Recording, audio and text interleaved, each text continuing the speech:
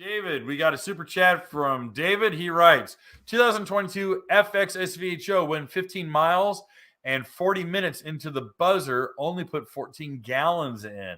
Yeah. Again, back to the point that I'm seeing some inconsistencies from a lot of people in regards to the fuel gauge and the low fuel alarm. I'm seeing people who are like, dude, I rode for an hour and it didn't move but one bar. And then all of a sudden it went from, I think it's a total of 8 bars, 8 segments. And it'll be like, oh, I'm at 7. And all of a sudden you'll go all the way down to 3 in just a breath.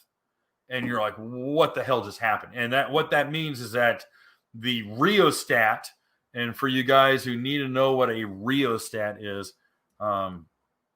potentiometer. I've always grown up with rheostat. It's a resistor.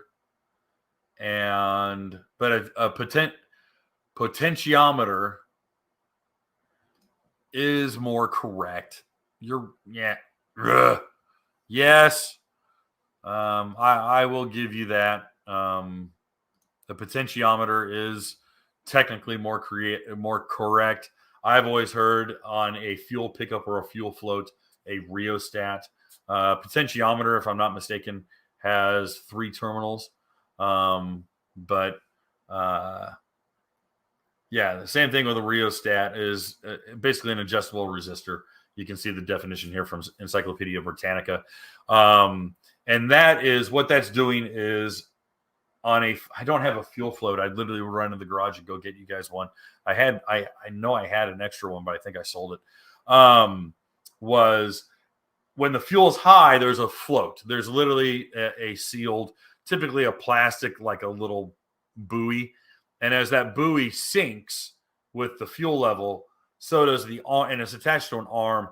And that arm is attached to the rheostat. And the rheostat is what's sending the signal or the resistance signal through the positive line, communicating to the fuel gauge. And the fuel gauge is saying, oh, okay, hey, listen, it's only at half level, it's at a quarter, it's at full, whatever.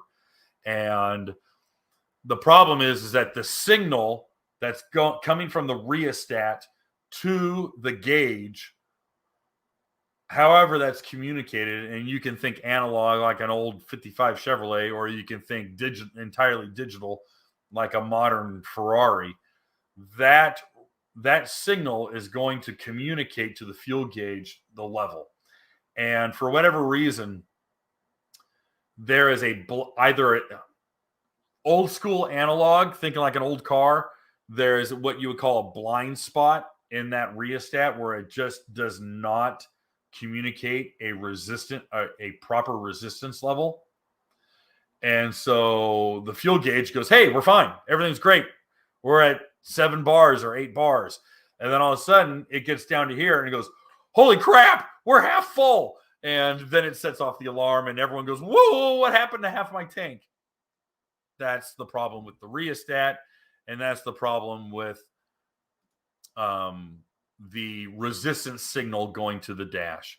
So, David, thank you for the super chat. Sorry to hear about it. I know a lot of guys really want to see it get fixed. Hey, guys, thanks for hanging out. This clip was taken from our weekly podcast that we record here every Sunday night at 8 p.m. Eastern Standard Time.